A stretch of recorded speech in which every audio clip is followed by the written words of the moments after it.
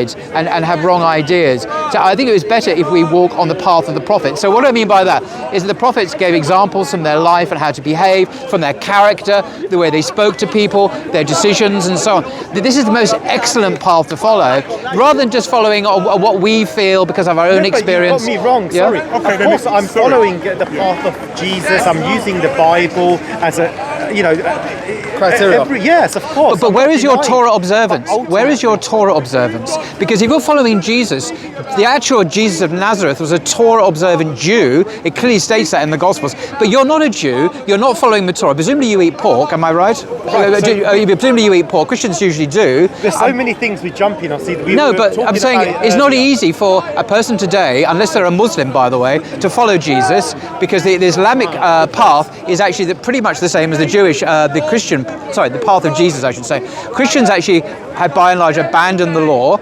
But Jesus didn't abandon the law. He was a practicing Jew. He's what we would call an Orthodox Jew today. But Christians have abandoned all that. They're not following Jesus. They're following their own idea of a gentilized, westernized Christianity, which has actually nothing to do with Jesus, actually. We're not saying you. But it's Muslims. The one thing I discovered was that Muslims are the only ones who are following Jesus. No, but we're talking personal. I don't understand why we attack people. So this is why I find the problem is Speaker's Corner, where everyone's here to debate and attack each other. Why are we doing that? Like, why? Because it's Speaker's Corner. The Speaker's Corner. I know, but why make Speaker's Corner like that? It's not what God, I don't think. No, I apologize. You're right. I apologize. It's a poor like us. But I think you're misreading him. Hang on. Yeah. If you know anything about this gentleman, he doesn't attack anybody. Yeah, but I wasn't attacking a person. I was just saying that. But when Christians say to follow Jesus, and it's a sincere point, I think the historical Jesus was. Well, I am, because I'm talking about Christians. I'm generalizing. Why not talk about? I thought we were having a conversation. No, but I asked you several times, and you never actually ever answered me. So I'll try it one more time. Do you eat pork? Well, why are we so focused? This is why I'm trying. You see, you won't answer the question. This is not a personal attack. I'm just trying to illustrate. Do you eat pork? No. Why not? Because I'm a Muslim. Yeah, but because it's a law. Fair enough. Okay. The question is, did Jesus eat pork? Did Jesus eat pork? No, he didn't. By the way, he didn't eat pork. So if we're following Jesus, do we follow his example and his practice? Maybe we'll have a conversation. No, just think more positive, boss. There's like a misunderstanding going right now, but just think more positive, boss. Right? Let's try to be more accommodating to his trying to say. Okay. Because it's a more personal conversation. He wants to be less debative, right? He's just making a point about a general Christian, not about you. He's talking about, so don't take that personal, right? He's talking about a general Christian nowadays. So I think regarding the questions you want to talk, go ahead. I feel like there's so many different things we've been jumping on. No, that's all right. No, go ahead, please, man. He's just seeing someone else. Just be honest. I think he's sincere today. See what he's going to say. All for me it was just trying to have a conversation about what we feel and understand. Yeah. And to me, as I Absolutely. said, one thing we share is that we want to be as close to God as possible. And I think the reason why I don't want to be diverted into debates is because I find that Ingenuine. They're ingenuine a lot of times. They're a lot? Ingenuine. What happens is that no one wins, and then I think the devil wins because he gets the truth. I'm not sure I agree. I mean, this is having a debate about whether or not we should debate, but I think it does matter, because if I say something like Jesus was a Torah observant Jew, and that's not just my feeling or how I feel about Jesus, but I believe that is objectively historically true. I could be wrong, and I'm very happy to be. Did he break the Sabbath? He didn't. But he healed on the Sabbath. Okay. Oh, sorry. Okay. Well, let's talk about that particular. What law did he break on the Sabbath? Which specific law did he break? They were trying to say that he healed, and they were holding him, for that, wasn't it? But what law did he? Sorry, the question is, what law specifically did he break? Do you think? I can't remember exactly. Right. Because they didn't break any law. That's the point. Now, let me explain to you. Why were they trying? Let me explain why. Because the Jews, some of the Pharisees have put a hedge around the law. That happens in the Sharia to some extent. Yes. So it wasn't actually that the law he broke, but their understanding of not working on the Sabbath, which is not actually defined in any detail in the Torah if you read it today, although it is in the oral Torah, but that's not in the Old Testament. It doesn't mention any law that he allegedly broke. But the Pharisees felt that what he was doing, because of their interpretation of the law, which is very strict, any activity at all on the Sabbath was haram.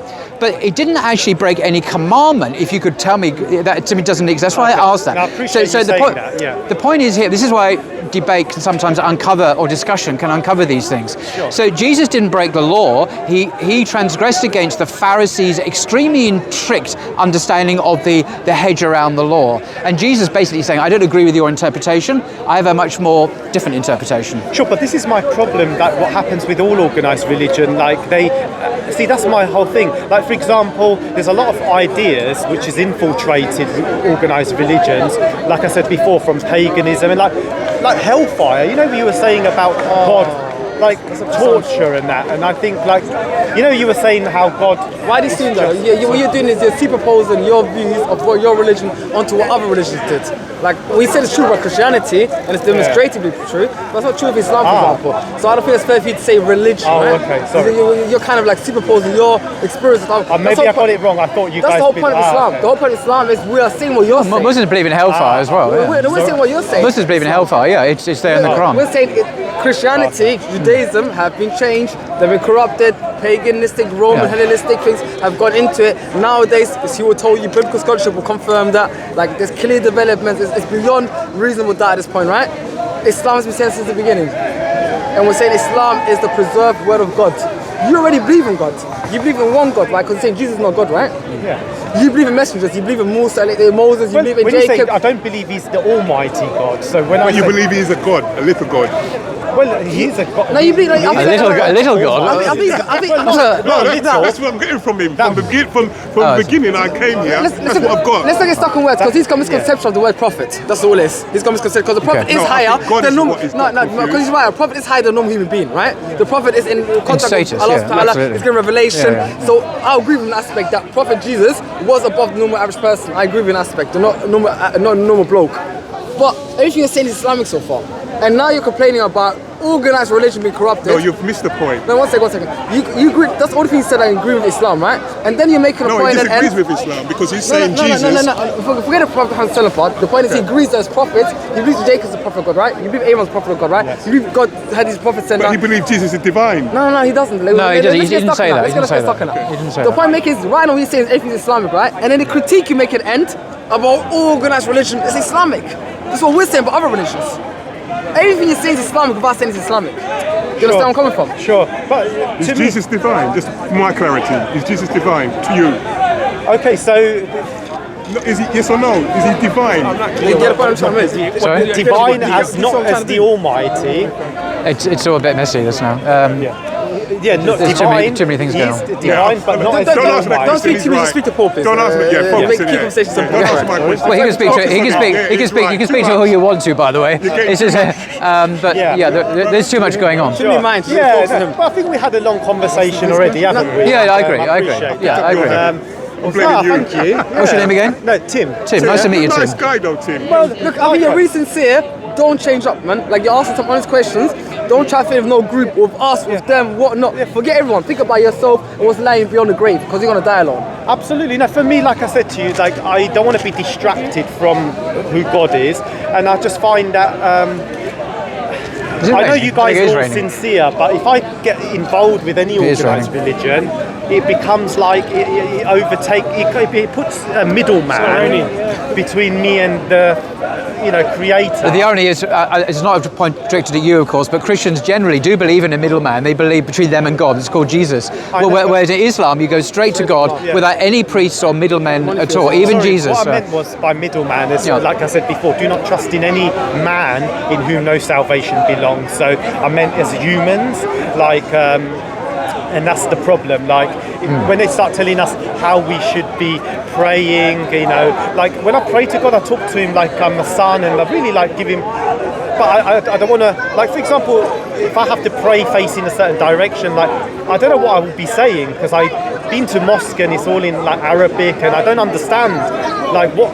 Maybe I could ask, like, if we can learn. I learned. I can pray sort of Fatiha, which is the most common. I understand the Arabic because I like to just say.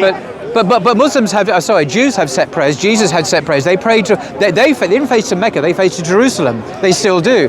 So Jesus' own religion had set prayers that faced Jerusalem.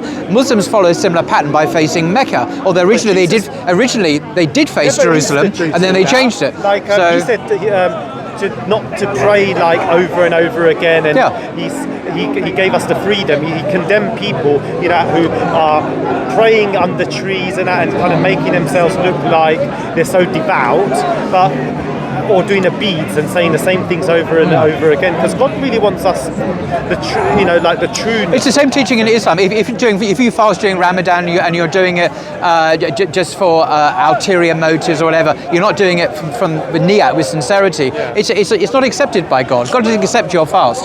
So this idea of sincerity and genuineness towards God is there in the heart of Islam as well. We agree. Jesus is a Muslim prophet in Islam.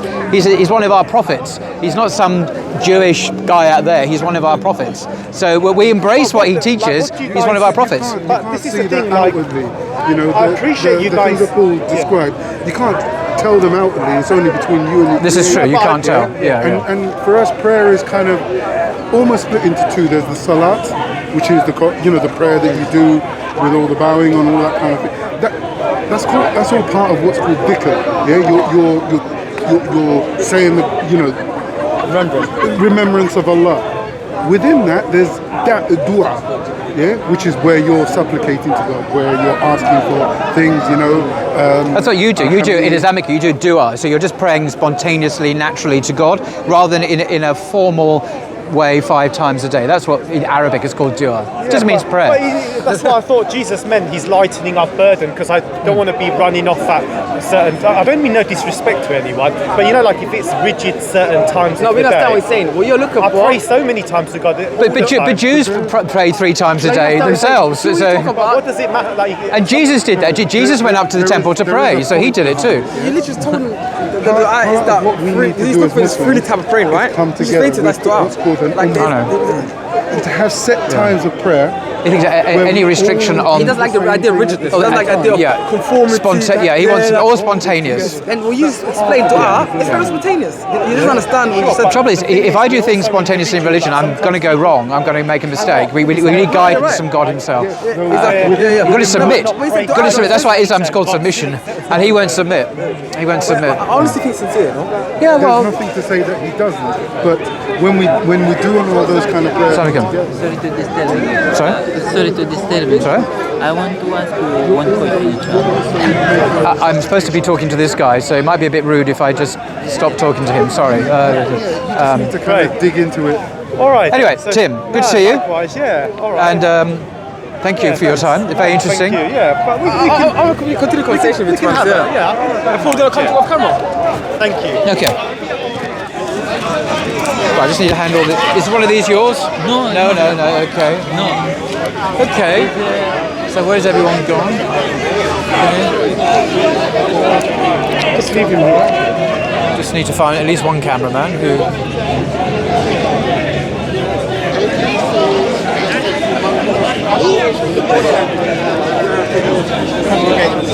Hi. Someone important about to speak. Yeah, the Prime Minister's about to turn and announce yet another U-turn in government policy. If they keep U-turning, they're not going to get anywhere. There's so many of them, no one's going to bother watching. Oh, yeah, you're doing it again, are you? This guy.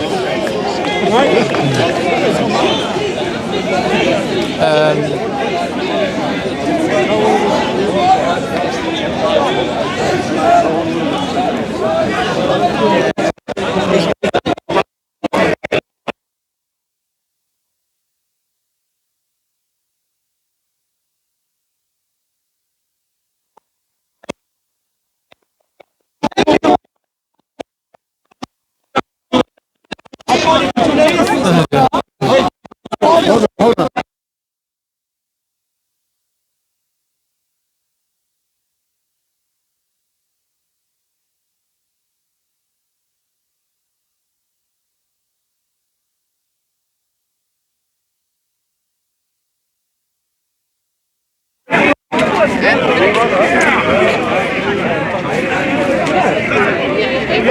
Where's my mic? Oh, finally today.